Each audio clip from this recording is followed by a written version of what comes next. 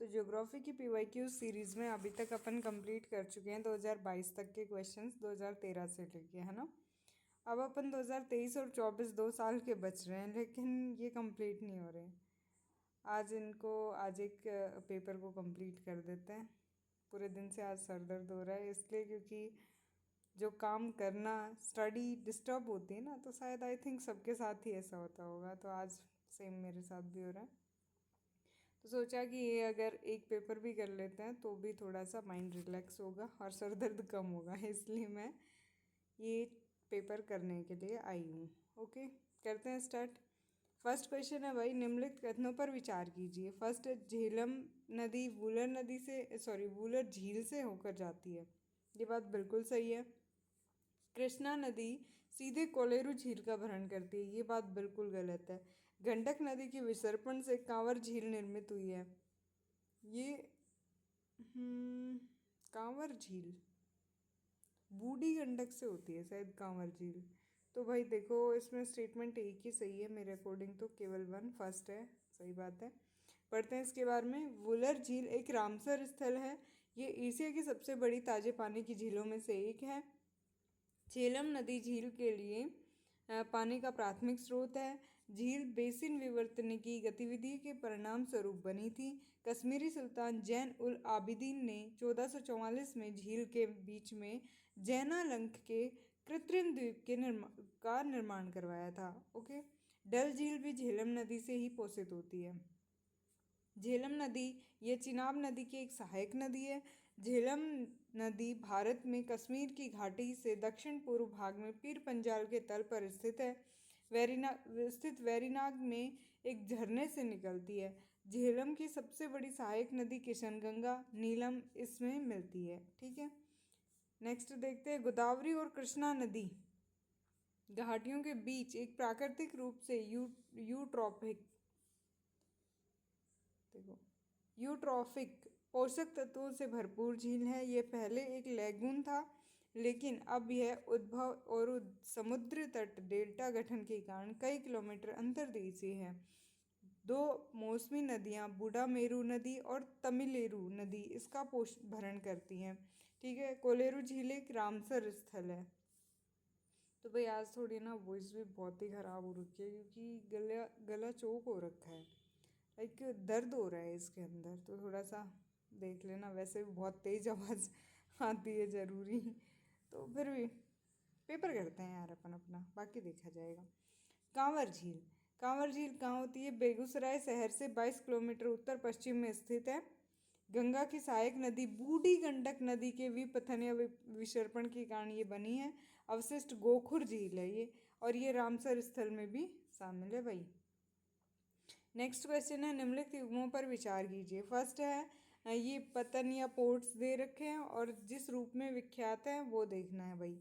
जो फर्स्ट है कामराजर पोर्ट है, ये भारत में एक कंपनी के रूप में पंजीकृत सबसे पहला प्रमुख पतन है। कंपनी के रूप में कामराजर। मुंद्रा पोर्ट भारत में निजी स्वामित्व वाला सबसे बड़ा पतन, ये सही है। विशाखापट्टनम पोर्ट भारत में सबसे बड़ा आधान पतन मतलब कंटेनर पोर्ट है। तो सही कितने हैं भाई इसमें देख लो यार, मेरे को तो नहीं पता, देख ही लेते हैं डायरेक्ट। 2 युग्म सही हैं, कौन कौन से सही हैं देख लेते हैं। देखो भाई, फर्स्ट सही था, क्योंकि कामराजर पोर्ट पूर्व एन्नौर पोर्ट भारत का 12वां प्रमुख बंदरगाह है। ये चेन्नई तमिलनाडु से लगभग 24 किलोमीटर उत्तर में कोरोमंडल तट पर स्थित है। भारत का पहला बंदरगाह है जो एक सार्वजनिक कंपनी है। मार्च 1999 में बंदरगाह को भारतीय बंदरगाह अधिनियम 1908 के तहत एक प्रमुख बंदरगाह के रूप में घोषित किया गया था। अक्टूबर 1999 में कंपनी अधिनियम 1956 के तहत एन्नौर पोर्ट लिमिटेड के रूप में इसे शामिल किया गया था।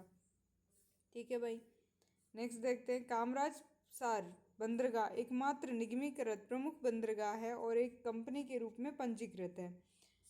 युग्म सेकंड भी सही समझ लेते हैं। मुंद्रा पोर्ट भारत का पहला निजी बंदरगाह और सबसे बड़ा कंटेनर बंदरगाह है, जो गुजरात के कच्छ जिले के मुंद्रा के पास कच्छ की खाड़ी के उत्तरी किनारे पर स्थित है। स्टेटमेंट थर्ड जो था वो गलत था, क्योंकि विशाखापट्टनम पोर्ट भारत के 13 प्रमुख बंदरगाहों में से एक है और आंध्र प्रदेश का एकमात्र प्रमुख बंदरगाह है।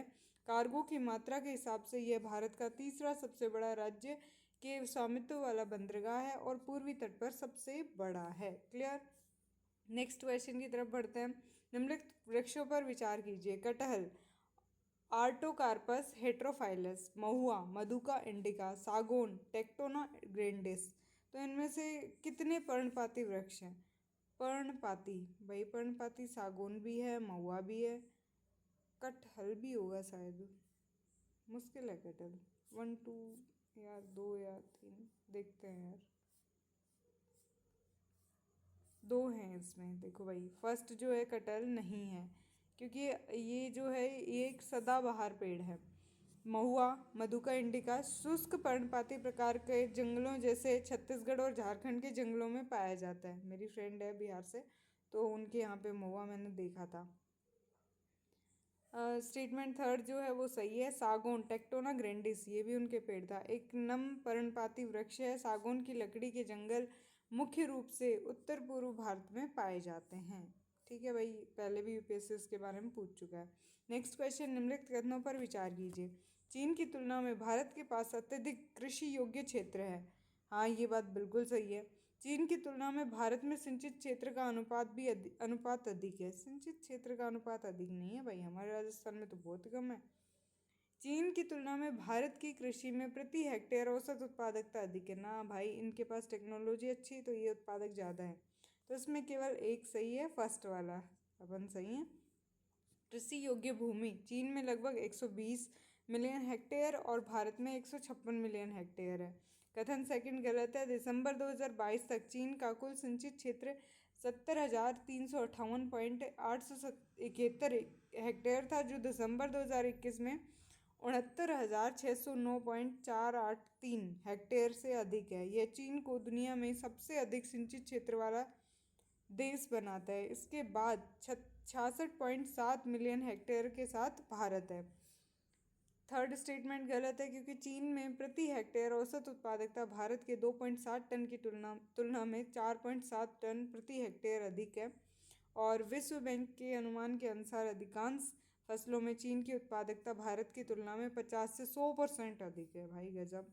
निम्नलिखित में से कौन सा एक समुद्र स्तर से पुनरावर्ती गिरावट का सर्वोत्तम उदाहरण है, जिससे वर्तमान समय की सुविस्तृत कच्छ भूमि उत्पन्न हुई है? तो भाई ये तो डायरेक्ट आंसर इसमें दे ही रखा है, तो देखने की ज़रूरत नहीं है। कच्छ का रण है, पढ़ते हैं। कच्छ का रण गुजरात, भारत के थार रेगिस्तान में स्थित एक विशाल नमक दलदल है। यह अपने अद्वितीय पारिस्थितिकी तंत्र के लिए जाना जाता है और व्यापक दलदली क्षेत्रों की विशेषता है। इस क्षेत्र ने समय के साथ समुद्र के स्तर में उतार चढ़ाव के कई चक्रों का अनुभव किया है, जिससे वर्तमान समय में दलदली भूमि का निर्माण हुआ है। ठीक है भाई।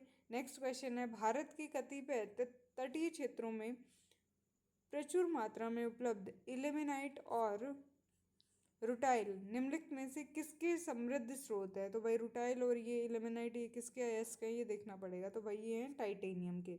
पढ़ते हैं। टाइटेनियम के ऑक्साइड, रुटाइल और इल्मेनाइट टाइटेनियम के विस्तृत स्रोत हैं। टाइटेनियम ऑक्साइड और सिलिकेट दोनों खनिजों में पाया जाता है। टाइटेनियम को अपने हल्के और टिकाऊ स्वभाव के कारण एयरलाइंस और रक्षा में व्यापक उपयोग के लिए स्पेस एज मेटल का उपनाम दिया गया है। नेक्स्ट है, तांबे के प्रमुख अयस्कों में तांबा, ग्लांस, चैल्कोलाइट यानी और फिर ये कॉपर पायराइट, फिर उसके बाद क्यूपराइट, मेलेकाइट के नाम से भी जाने जाते हैं ये अयस्क। लोहे के अयस्क कौन से हैं भाई? हेमेटाइट, मैग्नेटाइट, लिमोनाइट, सिडेराइट, एक्राइट, गोइथाइट, टर्गाइट। भाई ध्यान रखना इनका। एल्यूमिनियम के अयस्क कौन से हैं? बॉक्साइट, क्रायोलाइट और कोरेंडम। ठीक है, ये बाद में भी कई बार पूछे गए हैं। ठीक है। नेक्स्ट क्वेश्चन है भाई, संसार का लगभग 3/4 कोबाल्ट जो विद्युत मोटर वाहनों की बैटरी के निर्माण के लिए आवश्यक धातु है, किस देश द्वारा उत्पादित होता है? तो भाई ये अर्जेंटीना, बोत्सवाना, कांगो, लोकतांत्रिक गणराज्य democratic Republic of the Congo. एक बात थोड़ी सी ना नोटिस करने वाली है, जब यूपीएससी ना किसी को ब्रैकेट में देता है ना ऑप्शन के अंदर, तो मोस्ट प्रोबेबल आंसर उसी को जाता है। ठीक है, तो ये फिर इसमें आंसर है कांगो लोकतांत्रिक गणराज्य। ठीक है, पढ़ते हैं इसके बारे में। Democratic Republic of Congo DRC अब तक कोबाल्ट की दुनिया का सबसे बड़ा उत्पादक है। अन्य उत्पादक देश रूस, ऑस्ट्रेलिया, कनाडा, फिलीपींस, क्यूबा हैं। यूपीएससी अगले वर्षों में कोबाल्ट का औद्योगिक उपयोग पूछ सकता है। कोबाल्ट का उपयोग लिथियम आयन बैटरी में होता है, अतः यूपीएससी हमेशा स्ट्रेटजिक धातुओं के बारे में क्वेश्चन पूछता है। और अर्जेंटीना लिथियम ट्रायंगल का भाग है। लिथियम त्रिभुज एंडीज का एक क्षेत्र है जो लिथियम भंडार से समृद्ध है। अर्जेंटीना, बोलिविया और चिली सीमाओं से घिरा हुआ है। कजाकिस्तान विश्व में यूरेनियम उत्पादन में अग्रणी है, विश्व आपूर्ति का 43%। बोत्सवाना विश्व में हीरा डायमंड उत्पादन में अग्रणी है। ठीक है, नेक्स्ट क्वेश्चन है, निम्नलिखित में से कौन सा एक कांगो बेसिन का भाग है? तो कांगो बेसिन का भाग भाई कैमरून ही है। ये 7th क्लास के एनसीईआरटी में भी दिया हुआ है। कांगो बेसिन में लगभग पूरा कांगो गणराज्य, कांगो लोकतांत्रिक गणराज्य, मध्य अफ्रीकी गणराज्य, पश्चिमी जाम्बिया, उत्तरी अंगोला और कैमरून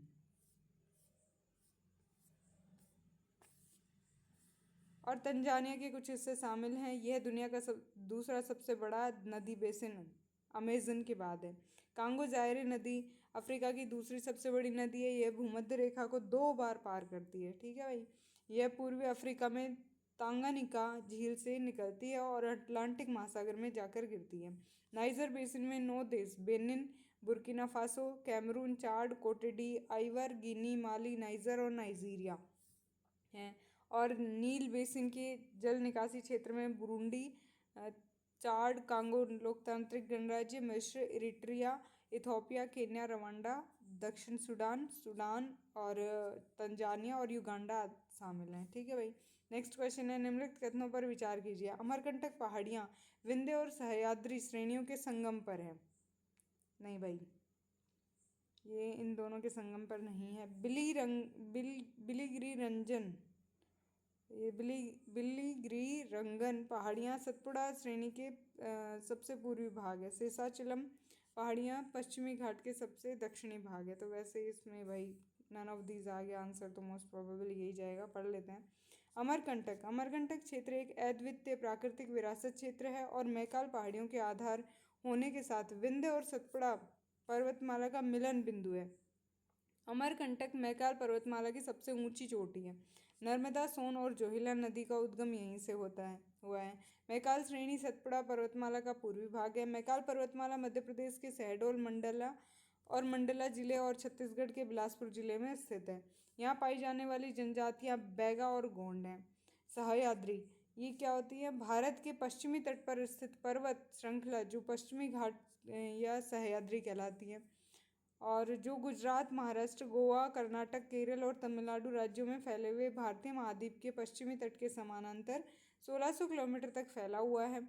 पश्चिमी घाट यूनेस्को की विश्व धरोहर स्थल है। बिलगिरी रंगास्वामी दक्षिणी भारत के कर्नाटक राज्य के दक्षिणी भाग में स्थित है। वे दक्षिण में तमिलनाडु के इरोड जिले में सत्यमंगलम वन्यजीव अभयारण्य में पहाड़ियों से सटे हुए हैं। इनकी सबसे ऊंची पहाड़ी कटारी बेटा है। ठीक है भाई, शेषचलम पहाड़ी आंध्र प्रदेश में पूर्वी घाट का एक हिस्सा है। इसी पहाड़ी पर तिरुपति का मंदिर है। श्री वेंकटेश्वर राष्ट्रीय उद्यान भी इसी पर्वत श्रृंखला में स्थित है। शेषचलम को वर्ष 2010 में बायोस्फीयर रिजर्व के रूप में नामित किया गया था। इसमें लाल चंदन के बड़े भंडार हैं। यनाडी जनजाति रिजर्व की मूल आबादी है। यह प्रसिद्ध रेड सैंडर्स और स्लेंडर्स लोरिस सहित कई स्थानिक प्रजातियों का घर है। नेक्स्ट क्वेश्चन, भारत की कनेक्टिविटी परियोजनाओं के संदर्भ में निम्नलिखित कथनों पर विचार कीजिए। स्वर्णिम चतुर्भुज परियोजना के अधीन पूर्व पश्चिम गलियारा कॉरिडोर डिब्रूगढ़ और सूरत को जोड़ता है। नहीं भाई, ये डिब्रूगढ़ और सूरत को नहीं जोड़ता, ये सिलचर और उसको जोड़ता है। गुजरात का पता नहीं, याद नहीं आ रहा। त्रिपक्षीय राजमार्ग मणिपुर में मोरेह और म्यांमार से होते हुए थाईलैंड में चियांग माई से जोड़ता है। पता नहीं। बांग्लादेश चीन भारत म्यांमार आर्थिक गलियारा कॉरिडोर उत्तर प्रदेश में वाराणसी को चीन में कुनमिंग से जोड़ता है। तो भाई इसमें कितने स्टेटमेंट सही है? आता तो मुझे एक ही है, बाकी याद नहीं है। नहीं, एक भी गलत है। हाँ, वो सही किया ना, मतलब वो तो सिलचर से जोड़ते हैं ना, तो फर्स्ट स्टेटमेंट तो गलत है। तो इनमें से कोई भी सही नहीं है भाई। देखते हैं। स्वर्णिम चतुर्भुज एक राष्ट्रीय राजमार्ग नेटवर्क है जो भारत के अधिकांश मुख्य आर्थिक, कृषि और सांस्कृतिक केंद्रों को जोड़ता है। स्वर्णिम चतुर्भुज का पूर्व पश्चिम गलियारा कॉरिडोर सिलचर और पोरबंदर को जोड़ता है। स्वर्णिम चतुर्भुज का उत्तर दक्षिण गलियारा श्रीनगर को कन्याकुमारी से जोड़ता है। ठीक है, स्टेटमेंट 2 गलत है। भारत म्यांमार थाईलैंड त्रिपक्षीय राजमार्ग IMT राजमार्ग India Myanmar Thailand trilateral highway, जिसे एशियाई त्रिपक्षीय राजमार्ग के रूप में भी जाना जाता है, एक निर्माणाधीन अंतर्राष्ट्रीय राजमार्ग है जो म्यांमार के माध्यम से भारत, मौर्य मणिपुर और थाईलैंड माए सोट को जोड़ेगा। स्टेटमेंट 3 गलत है। बांग्लादेश चीन Bharat Myanmar BCIM corridor BCIM आर्थिक गलियारे का लक्ष्य कोलकाता को यूनान प्रांत की राजधानी कुनमिंग से जोड़ना है। ठीक है भाई। नेक्स्ट क्वेश्चन है भाई, निम्नलिखित कथनों पर विचार कीजिए। स्टेटमेंट फर्स्ट है, भारत अपने पास यूरेनियम निक्षेप होने के बावजूद अपने अधिकांश विद्युत उत्पादन के लिए कोयले पर निर्भर करता है। ऑफ कोर्स करता है। विद्युत उत्पादन के लिए कम से कम 60% तक समृद्ध यूरेनियम का होना आवश्यक है। ये तो नहीं पता यार। स्टेटमेंट फर्स्ट तो सही है, सेकंड गलत है। भारत में बिजली पारंपरिक, एक चीज़ यार थोड़ी सी लगी कि सही का तो थोड़ा बहुत तो पता रहता ही है, बट जो गलत स्टेटमेंट आता है वो अपने आप ही दिमाग से जवाब तो दे देता है कि ऐसा कुछ पढ़ा तो नहीं होगा।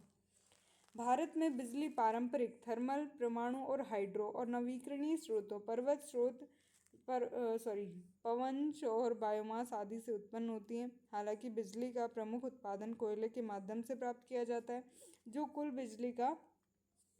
कुल बिजली उत्पादन का लगभग 75% रहता है। फर्स्ट स्टेटमेंट सही है।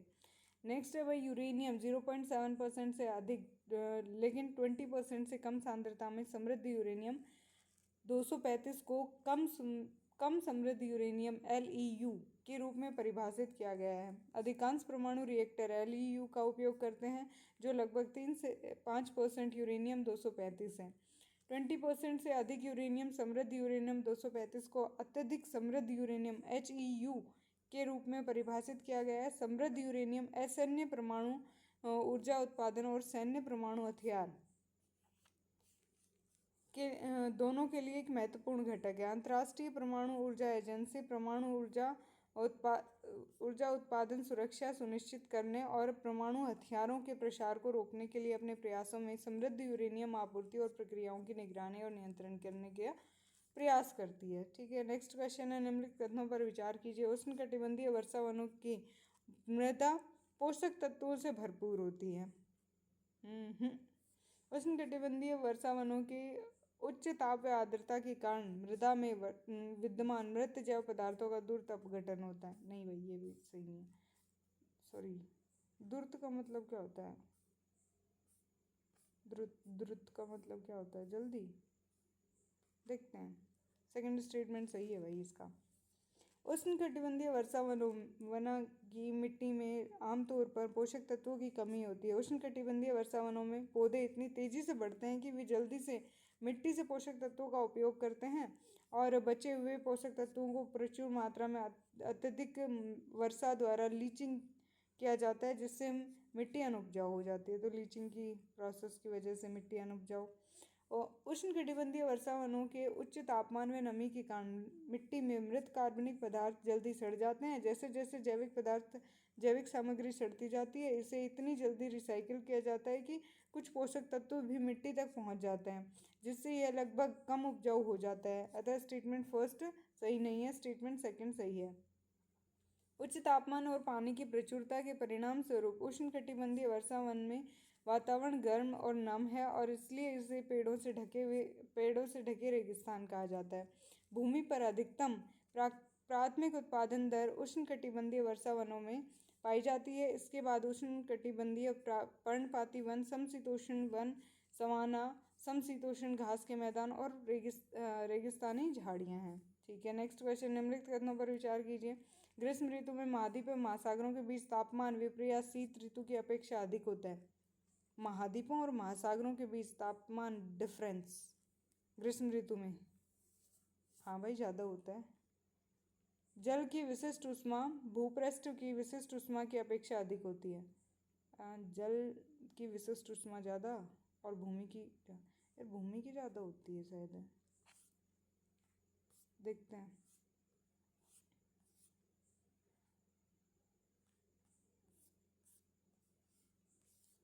क्या है भाई, फर्स्ट स्टेटमेंट गलत है, सेकंड स्टेटमेंट सही है। क्यों गलत है? गर्मियों की तुलना में सर्दियों के दौरान महाद्वीपों महासागरों के बीच तापमान का अंतर अधिक है। ये बात तो सही है, क्योंकि सर्दियों में भूमि जल की तुलना में बहुत ठंडी होती है। ये बात भी सही है। तो फिर उसमें क्या है, क्वेश्चन में क्या उल्टा बोल गए हम। सेकंड स्टेटमेंट है पानी की विशिष्ट ताप क्षमता भूमि की तुलना में बहुत अधिक होती है, क्योंकि पानी का सापेक्ष घनत्व भूमि की सतह की तुलना में बहुत कम है। ओके, इस डेंसिटी का मामला है। निम्नलिखित कथनों पर विचार कीजिए। भूकंप लेखी यानी सिस्मोग्राफ में एस तरंगों के पूर्व पी तरंगें अभिलिखित की जाती हैं। पी तरंगों में अलग अलग कण तरंग प्रसार की दिशा में आगे पीछे कंपन करते हैं, जबकि एस तरंग में कण तरंग प्रसार की दिशा के समकोणीय ऊपर नीचे कंपन करते हैं। तो स्टेटमेंट दोनों के दोनों सही हैं। पी तरंगे प्राथमिक तरंगे कहलाती हैं और सिस्मोग्राफ पर पहुंचने वाली पहली तरंगें। पी तरंगे ध्वनि तरंगों के समान होती हैं।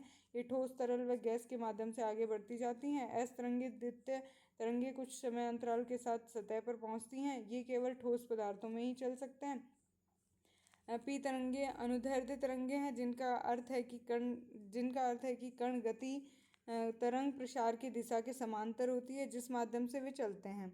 उस पर वे अपने पीछे संपीड़न और विरलन का निशान छोड़ जाते हैं। इसी कारण पी तरंगों को दाब तरंगे भी कहा जाता है। दूसरी ओर एस तरंगे अनुप्रस्थ तरंगे हैं, जहाँ कण की गति तरंग प्रसार की दिशा के लंबवत समकोण पर होती है। इसलिए एस तरंगों में कण तरंगे प्रसार की दिशा में समकोण के ऊपर और नीचे कंपन करते हैं। छाया क्षेत्र, फोकस, भूकंप तल अभिकेंद्र के बारे में पढ़ें। ठीक है भाई। भारत में कोयला आधारित तापीय शक्ति संयंत्रों के संदर्भ में निम्नलिखित कथनों पर विचार कीजिए। उनमें से किसी में भी समुद्री जल का उपयोग नहीं होता, ऐसा हो ही नहीं सकता। उनमें से कोई भी जल संकट वाले जिले में स्थापित नहीं हो सकता, ये भी नहीं होता। उनमें से कोई भी निजी स्वामित्व में नहीं है, ये भी नहीं हो सकता भाई, कोई भी नहीं है इसमें। भारत में कई कोयले से चलने वाले thermal power plant condenser system को ठंडा करने सहित कई प्रकार के कार्यों के लिए समुद्री जल का उपयोग करते हैं। मुंद्रा थर्मल पावर प्लांट एक बंद चक्र प्रेरित draft circulating cooling water system का उपयोग करता है, जो समुद्री जल का उपयोग करता है। ठीक है भाई। स्टेटमेंट सेकंड गलत है। WRI विश्व संसाधन संस्थान के हालिया शोध के अनुसार भारत के 40% थर्मल पावर प्लांट उन क्षेत्रों में स्थित है जो महत्वपूर्ण जल तनाव का सामना कर रहे हैं। स्टेटमेंट थर्ड गलत है, क्योंकि भारत में निजी और सार्वजनिक दोनों प्रकार के कोयला आधारित थर्मल पावर स्टेशन हैं, जैसे तटीय coastal Gujarat power limited Mundra, जो कि एक निजी कंपनी द्वारा संचालित है। तो ये हो गया अपना 2023 का पूरा पेपर, और इसी तरह से अब अपन कल करने वाले हैं 2024 का, और ये अपने पूरे PYQs कंप्लीट हो जाएंगे। इसके साथ अपन कर रहे हैं वो क्या बोलते हैं उसको, NCERT की सीरीज़ भी चल रही है, तो उसको भी ध्यान रखना, क्योंकि कॉन्सेप्ट तो वहाँ से बिल्डअप होंगे, और इनको देख लो भाई क्या आ रहा है क्या जा रहा है। ठीक है, इससे अज्यूम कर लोगी कि क्या आने वाला है। Okay, bye bye, take care, ध्यान रखना।